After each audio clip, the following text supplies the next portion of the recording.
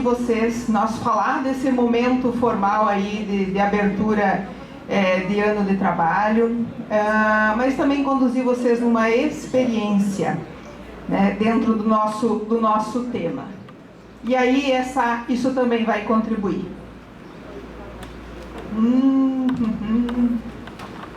Não, a pilha está nova, coloquei nova, isso não é, deve ser o passador. Deve ser ali a entrada. Opa, passou? Oh, resolvido. Então tá ok. Então tá bom, pessoal. Então, né, como está ali, sentem, se acomodem, desfrutem desse momento. Isso é o importante aí para a nossa tarde. Mas antes de mais nada, assim, eu peço a Deus, né, que o meu verbo seja o que Ele espera de mim, que eu possa estar contribuindo com vocês nesse momento, né, contribuindo com vocês enquanto pessoas, enquanto profissionais, e esse é o meu objetivo aí nessa tarde, né. Nós vamos estar falando de gente que cuida de gente, né. Há alguns anos aí eu estive aqui também, talvez alguns já estavam na educação no município, a gente falou de um tema parecido, né? O nome é muito parecido, mas nós vamos estar conduzindo o trabalho de forma diferente, né? Então, como eu falei para vocês, eu sou santo de casa, tá? E o meu objetivo hoje, é mais do que trazer verdades, é conduzir vocês para olharem para vocês, e eu tenho muita tranquilidade, né? Se vocês olhando para vocês, eu vou, né, dentro dessa condução, né, vocês olhando para o coração de vocês, vocês vão entender muitas das coisas, ou muitas coisas que vão apoiar vocês e contribuir com vocês em relação aí a toda a caminhada profissional e pessoal.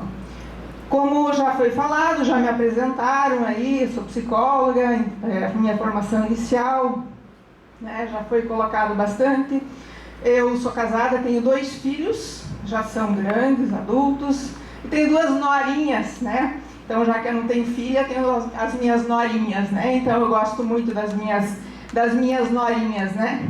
Também, falando um pouquinho sobre mim, tirando a parte profissional, eu sempre trabalhei.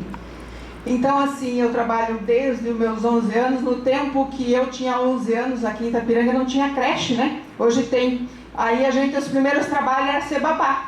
Né? Então aí tá as minhas meninas que eu cuidava, a Renatinha, que é aqui de Itapiranga, depois quando eu fui estudar a Juliana, então são minhas meninas também, né? Quando a gente se encontra, realmente a gente se emociona muito, porque nós tivemos aí, foi muito mais do que um trabalhinho, como se diz.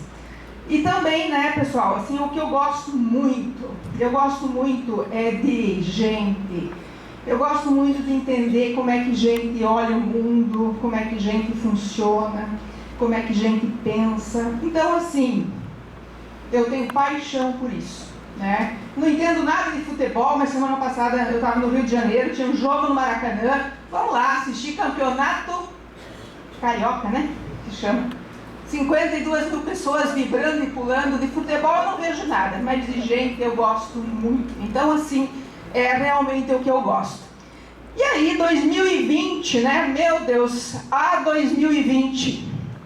Certamente, não só eu, mas quando a gente olhava lá os livros de história, quando a gente estudava, né? E quando falavam que que teve pandemia lá em 1900 e alguma coisa, e não sei mais quando, eu pelo menos entendia que isso era um assunto dos livros de história.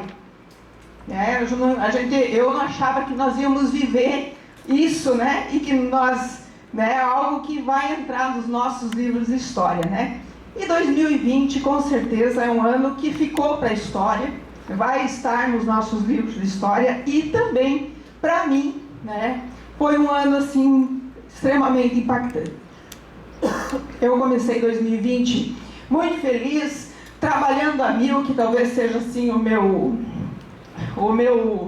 como se diz, o meu sintoma, né? Que eu adoro trabalhar, gosto muito de trabalhar, trabalhando muito.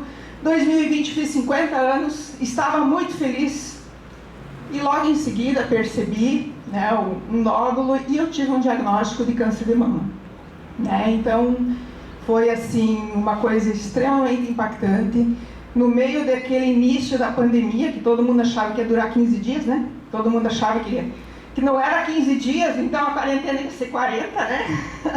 Então, no meio de tudo isso, eu entrei aí numa quimioterapia e com certeza foi assim um período bem difícil e foram 5 meses mais longos da minha vida.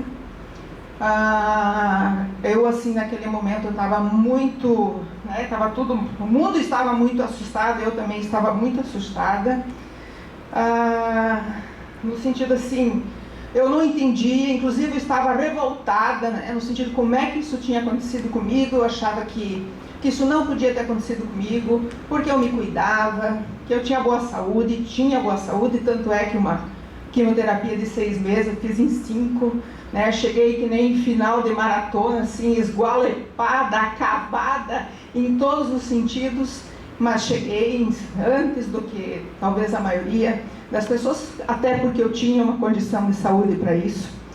Mas assim, realmente foi assim uma coisa muito difícil, porque, como está aqui, em 6 meses eu estava assim, né? E foi assim um período bem delicado. Eu tive um câncer de mama agressivo, de crescimento rápido, e que, né, não só isso, quando eu até fiz uma postagem, uma pessoa entrou em contato comigo, uma prima do meu pai, que eu não conhecia, sabia que existia, mas eu não conhecia. Ela entrou em contato comigo e disse assim: olha, eu tive isso há, sei lá, 10 anos atrás. Inclusive ela é médica, ela tem um pouco mais do que eu. E ela disse: dá uma olhada, porque eu teve irmãos que tiveram, e eu, né, no exame genético, eu constatei que eu tenho uma mutação que favorece ao câncer de mama, né?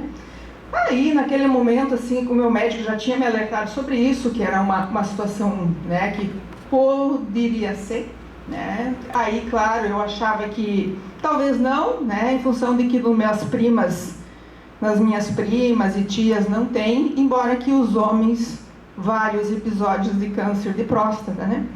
E que é a mesma coisa, né, no sentido das mulheres, mama, útero e ovário, e nos homens o câncer de próstata. Então eu fiz o exame genético, realmente foi constatado, né? E por isso mudou toda a estratégia aí do tratamento e tal. Eu em 2 anos e meio fiz 11 cirurgias, né? Mas claro, não só por isso, mas também faz parte do tratamento.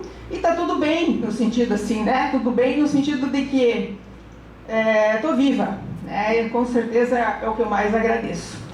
E aí, né? Até falando com a geneticista, foi muito interessante, assim, no sentido de que, com essa mutação, a minha grande chance era de ter tido isso tudo há 20, 30 anos atrás. E aí, a minha revolta de ter tido isso aos 50, eu tive que rever, né? Porque, como eu disse para ela, tá, mas e por que eu tive aos 50?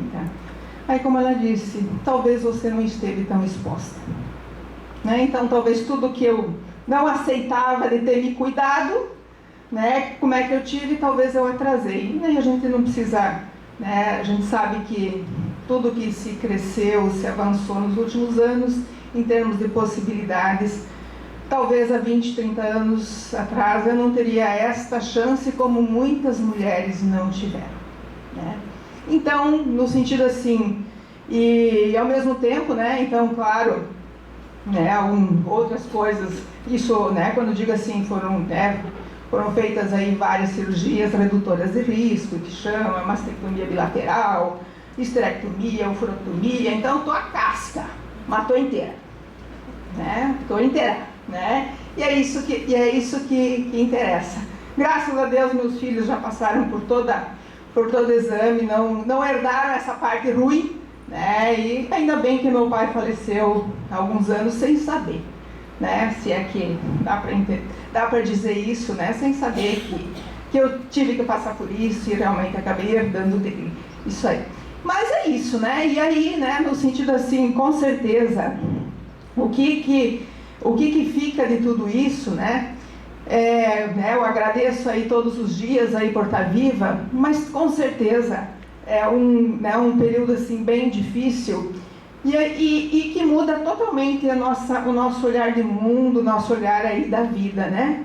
E eu gosto dessa frase aqui, inclusive, né, foi uma pessoa que passou por tudo isso, infelizmente faleceu, e a Ana Mi, né, e essa frase é dela, que quando a gente descobre a finitude, as urgências são outras.